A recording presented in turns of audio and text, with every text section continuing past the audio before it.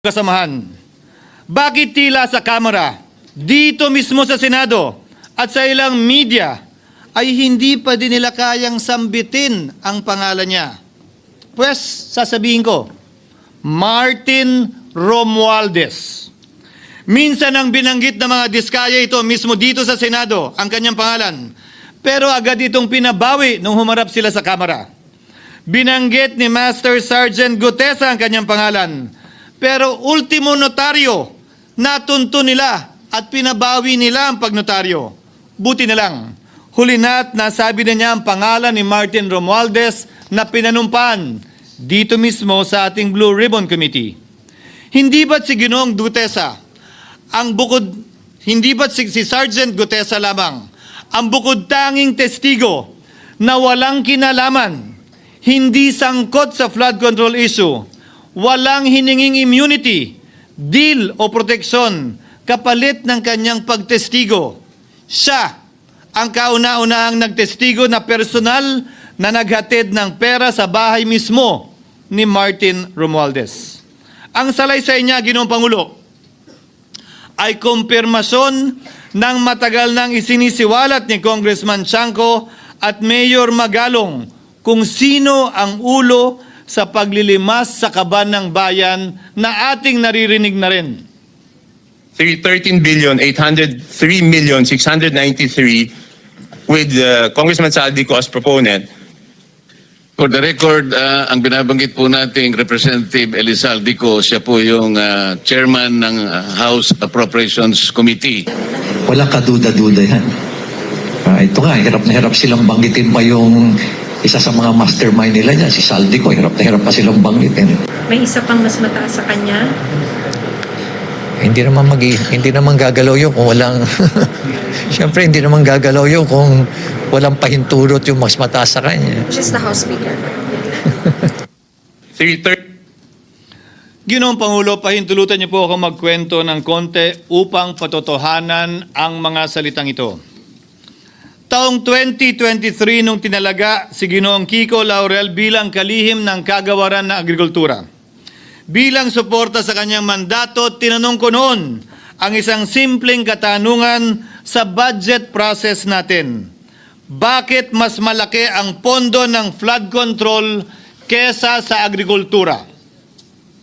Why is it that the budget for flood control is bigger than the budget of the Department of Agriculture or the agriculture sector as a whole?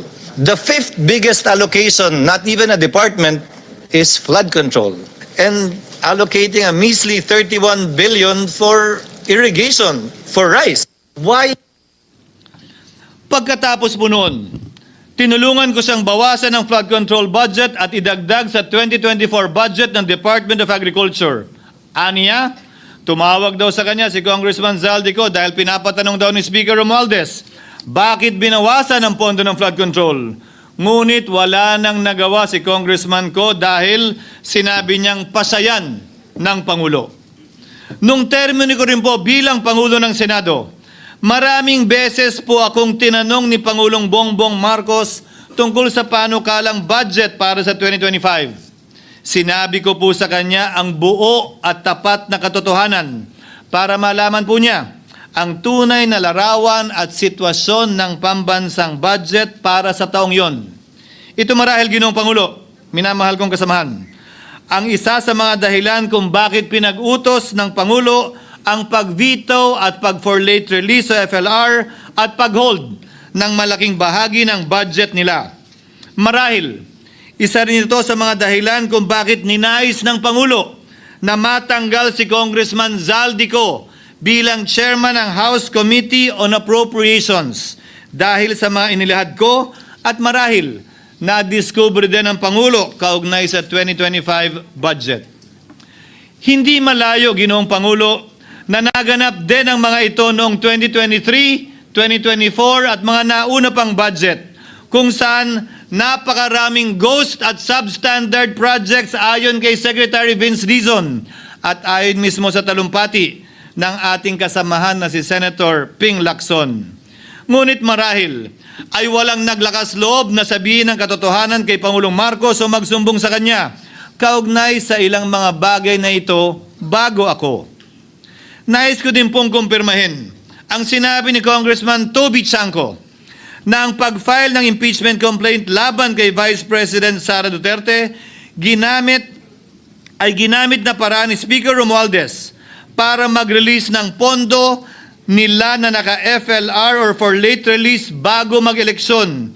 Maski na alam po niya na hindi po ito kayang talakayin ng Senado hanggang sa Hunyo pa mula nung simula.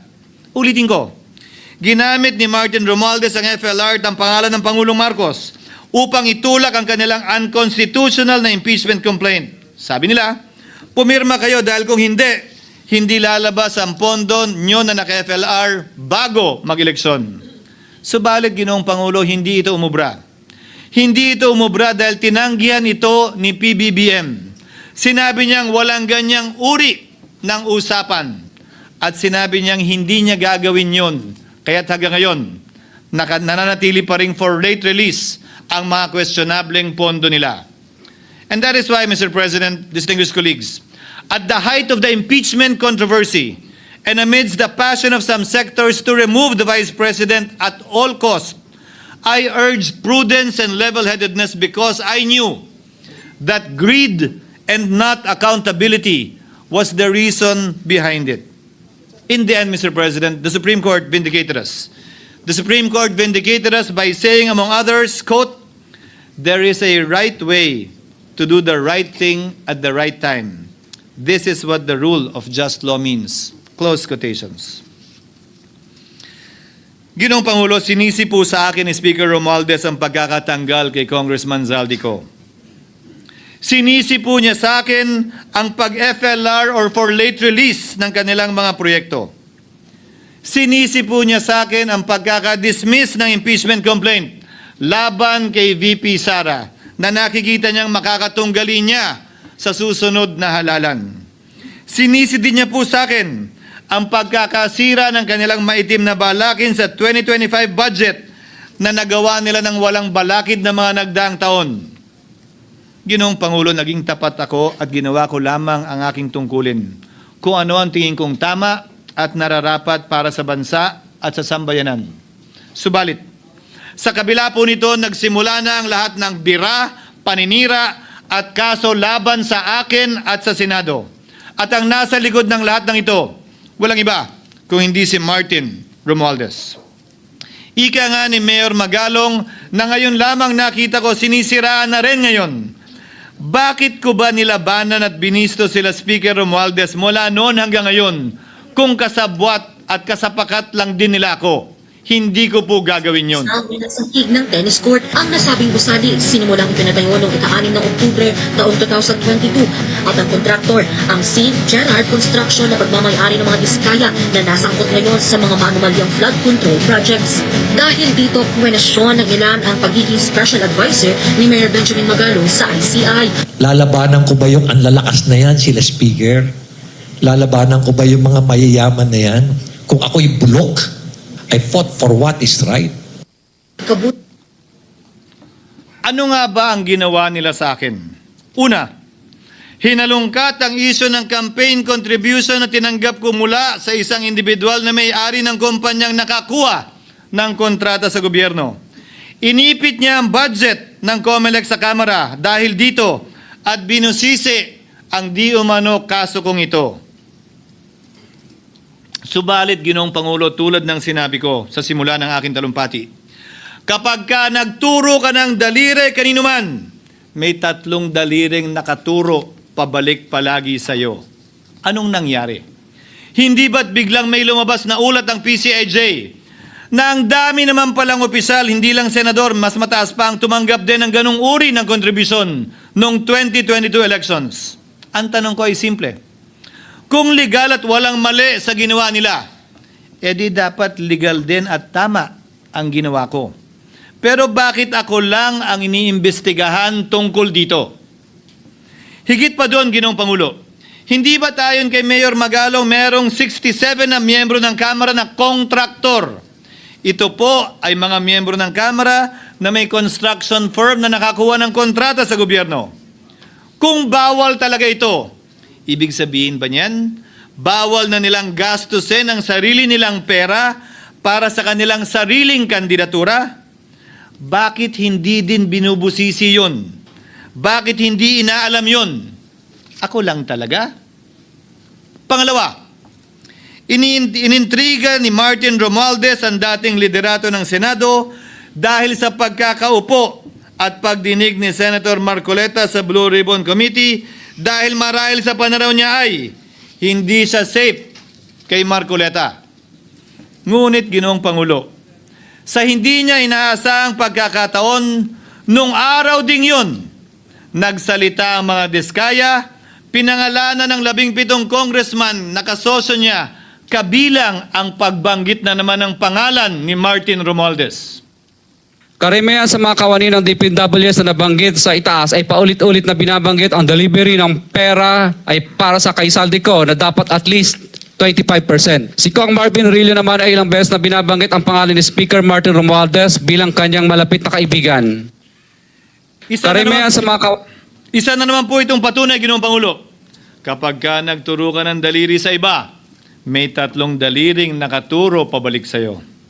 Pangatlo, sa pagdinig ng Blue Ribbon Committee kung saan ni-name drop ako ni Yusek Bernardo, bagaman inamin niyang personal na mismo na hindi niya rekta kung nakausap o binigyan ng anuman, bigla namang tumestigo si retired Master Sergeant Gutesa at muling pinangalanan si Martin Romualdez na hinahatiran daw niya ng pera sa mismong bahay nito. Ang bawat malita ay may lamang humigit kumulang 48 million pesos. Kalimitang dinadala sa bahay ni Congressman Saldico, ibababa lamang namin ay 35 malita para i-deliver sa bahay ni House Speaker Martin Romualdez. Gamit ang script niya sa pagturo sa akin, ayan na naman. May 3 daliring nakaturo palagi pabalik sa kanya tuwing ginagawa niya yan. Ulitin ko po for the record, Ginoong Pangulo, ang sinabi ni retired Master Sergeant Gutesa. 35 maleta ng pera na naglalaman na mahigit kumulang 48 milyong piso bawat isa o kulang-kulang 1.7 billion pesos sa isang delivery ay di umano hinatid niya sa iba't ibang bahay, sa iba't ibang pagkakataon ni Martin Romualdez. Subalit, sa kabila ng lahat ng ito, hindi ba nakapagtataka? Bakit hindi sinasama si Martin Romualdez sa anumang investigasyon? DOJ man, NBI man, AMLAC man. No ako po ay pinuntahan, no ako po ay dumalo sa imbitasyon ng ICI bilang resource person, binanggit ko at tinanong ko din ito sa kanila. Ganito ba katindi ang kapangyarihang hawak ni Martin Romualdez?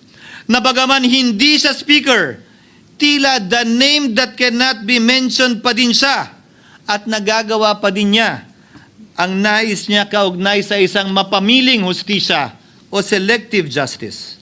Halimbawa, bakit ang daming kondisyon bago ipasok ang mga diskaya na nagpangalan sa maraming congressman sa witness protection? Pero pag si Alcantara, Hernandez at Bernardo, walang ganong kaparehong kondisyon. Bakit hiniling agad ang freeze order di umano para sa asset ng mga name drop na senador? Pero maliban kay Congressman Zaldico na mukhang nilalaglag na nila, ni isang congressman walang request para sa freeze order. Pagdating naman kay Martin Romualdez na dineliveran ng bilyong piso sa bahay mismo niya, ang sabi ay, quote, "We will work on it lang." Bakit interesado ang lahat sa 6 na senador na idadawit di umano ni Bryce Hernandez na handang-handa tayong alamin sana kung sino-sino sila para mapagpiestahan natin sila? Pero nung sinabi ni Bryce na hindi pala senador, kung hindi kongresista lamang ang papangalanan niya, aba, biglang naglaho ng parang bula ang atensyon. Parang wala na nagtanong. Parang wala ng interes para alamin, sino-sino nga ba yung mga yan? Kung ako po yung tatanungin nyo, alam ko merong 6 na senador eh. may nagtatanong sa akin, bakit wala si Cheese? And my answer to that is, Yeah. I'm almost sure, though probably hindi ma-mention si Cheese, simply because walang insertion doon. Si Sa Bulacan. Escudero, wala doon. Hindi po, Senator, yung laman nung computer ko. So fake news yun, ha? May 6 na senador na nunumbrahan mo daw. Mga congressman yung nasa computer mo. Yes, yung nasa computer ko po, congressman po. Okay, thank you.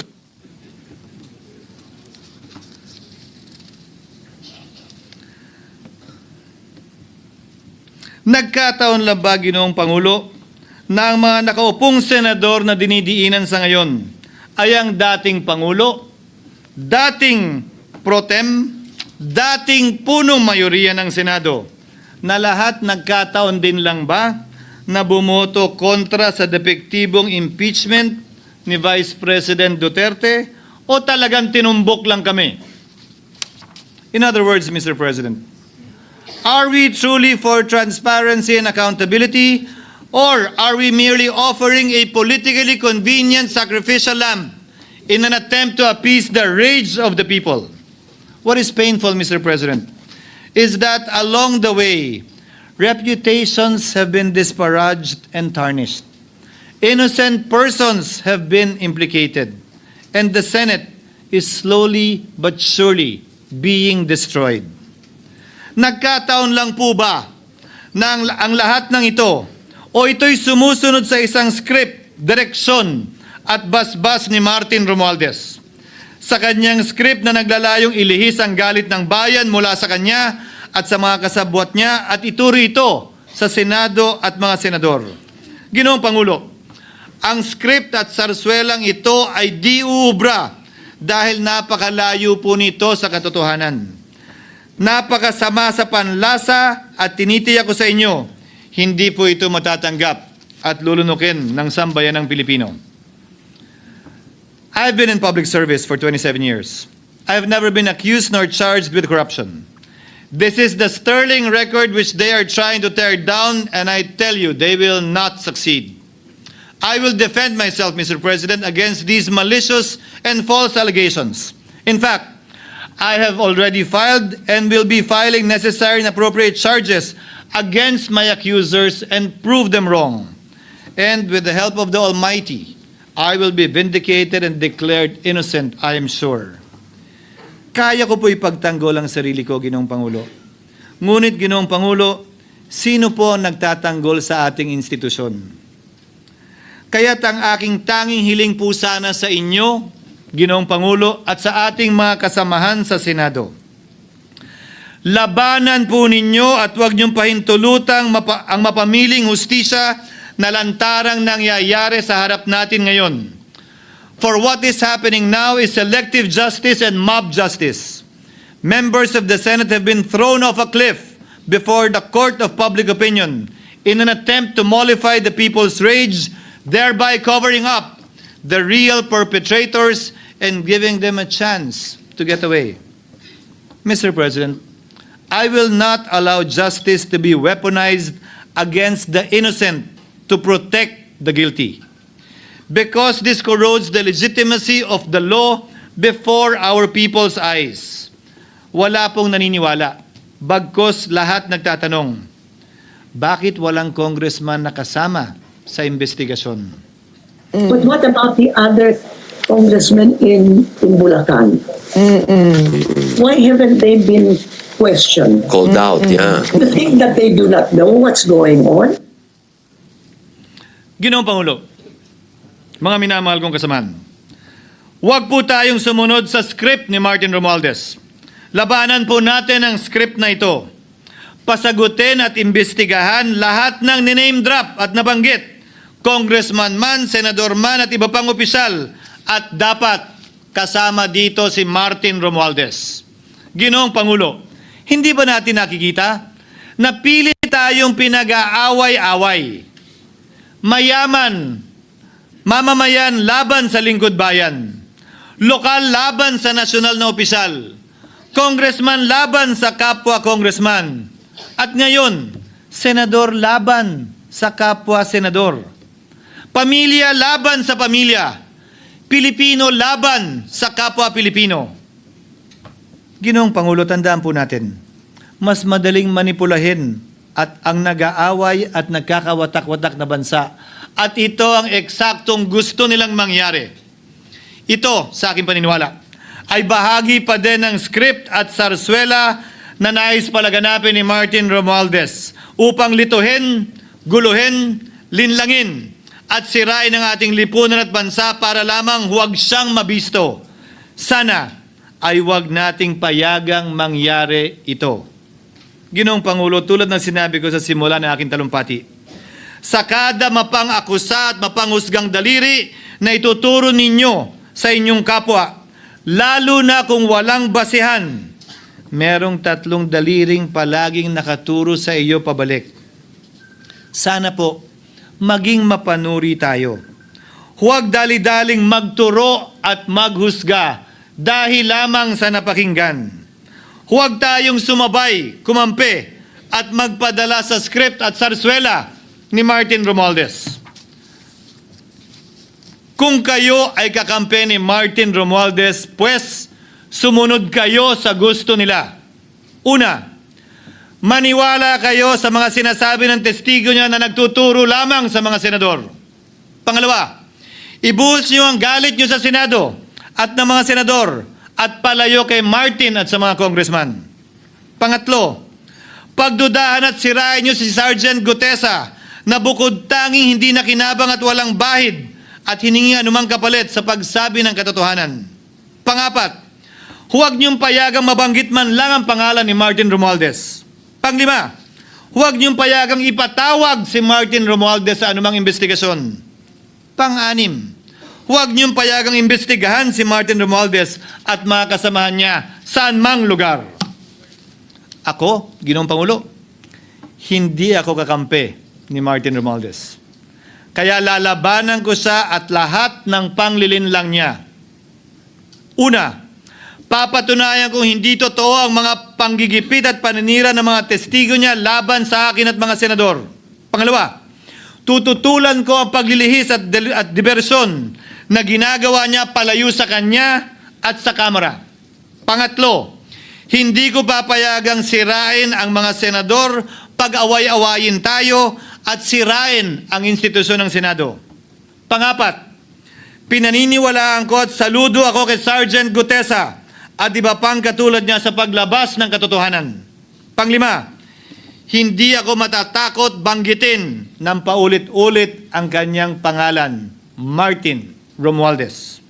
At ipaglalaban kong ipatawag at imbestigahan si Martin Romualdez at lahat ng kanyang mga kasangkot at kasama.